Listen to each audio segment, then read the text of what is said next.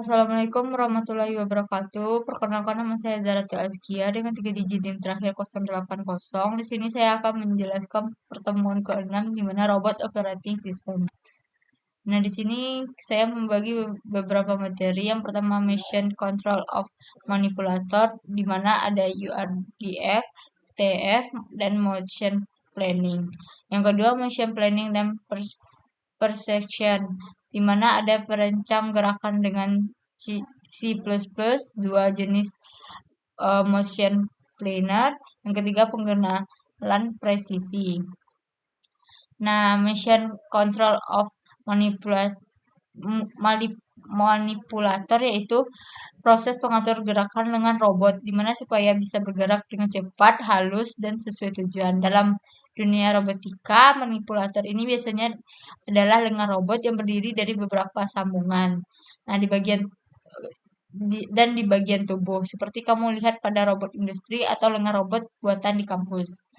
Nah, di Mission Control of Manipulator ini terdapat URDC. Yang pertama URDC yaitu format berbasis XML yang digunakan dalam ROS untuk mendeskripsikan bentuk fisik robot. Dengan URDF kita bisa mengembangkan link dan join yang mereferensikan struktur kinematik dari sebuah robot. Nah, beberapa komponen dalam URDF ini yang pertama link, di mana bagian robot tubuh robot, terus join sambungan antara link biasanya berupa revolut atau berputar, prismatic atau geser, fixer. Nah, yang ketiga visual, di mana tampilan visual dari link biasanya file atau STL. Yang keempat collision atau berbentuk fisik untuk deteksi tabrakan. Yang terakhir transmission, di mana digunakan untuk menyambung aktuator dan join. Nah, yang kedua TF atau transform. Nah, merupakan salah satu fitur ROS yang digunakan untuk melacak posisi dan orientasi dari berbagai bagian robot secara dinamis. Misalnya kita ingin tahu posisi tangan robot terhadap basisnya atau posisi objek terhadap kamera. Nah, untuk memudahkannya, yang pertama kita melakukan transformasi antar frame koordinasi. Contohnya frame kamera ke frame giper. Nah, yang kedua melihat gabungan hierarki antar bagian robot. Yang ketiga menyesuaikan gerakan berdasarkan perubahan lingkungan secara real time. Nah, yang ketiga motion planning dengan Move It. Di mana salah satu paket ROS yang paling banyak digunakan untuk perencanaan gerakan manipulator. Dengan Move It, kita bisa merancang jalur gerakan yang berbasis tabrakan dan sesuai dengan kinematik robot. Nah, langkah umumnya biasanya yaitu yang pertama integrasi URDF dan SRDF ke dalam Movie Setup Assistant. Nah, yang kedua pengaturan parameter seperti factor, join group, dan planning people lain. Nah, yang ketiga visualisasi perancang gerakan di RFIZ. Nah, yang terakhir eksekusi gerakan robot menggunakan interface GUI, terminal, atau kode. Nah, yang selanjutnya mission planning dan perception, di mana proses merencanakan jalur atau lintasan yang akan ditempuh oleh robot agar bisa bergerak dari satu titik ke titik lainnya dengan aman dan efisien tanpa menabrak objek di sekitarnya.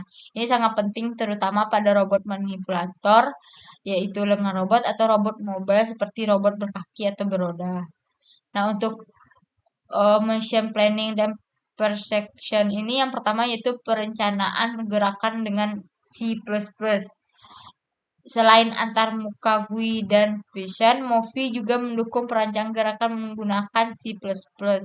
Langkah utamanya meliputi yang pertama inisialisasi node ROS dan yang kedua membuat objek movie group interface, yang ketiga menentukan posisi atau orientasi target, dan yang terakhir memanggil fungsi perancang eksekusi. Nah, yang kedua jenis mission planner, di mana perancang gerakan dilakukan dengan bantuan OMPL yang menyediakan berbagai jenis algoritma seperti RRT, RRT Connect, PRM, CHOMP, dan STOMP. Di mana RAT cocok untuk ruang gerakan kompleks, RATT Connect versi seperti lebih cepat dari RAT, PRM bagus untuk lingkungan statis, CHOMP dan STOMP digunakan untuk optimisasi jalur. Dan yang terakhir, 3. Pengenalan persepsi. Persepsi adalah kemampuan robot untuk melihat dan memahami lingkungan sekitar, biasanya dengan bantuan sensor seperti kamera RGB, LiDAR, atau stereo kamera. Dalam konteks mobile, persepsi digunakan untuk yang pertama mendeteksi objek di lingkungan sekitar, yang kedua membangun model dunia 3 dimensi menggunakan point cloud, yang ketiga menghindari tabrakan dengan objek-objek dinamis atau statis. Nah, sekian dari presentasi saya. Semoga bermanfaat. Assalamualaikum warahmatullahi wabarakatuh.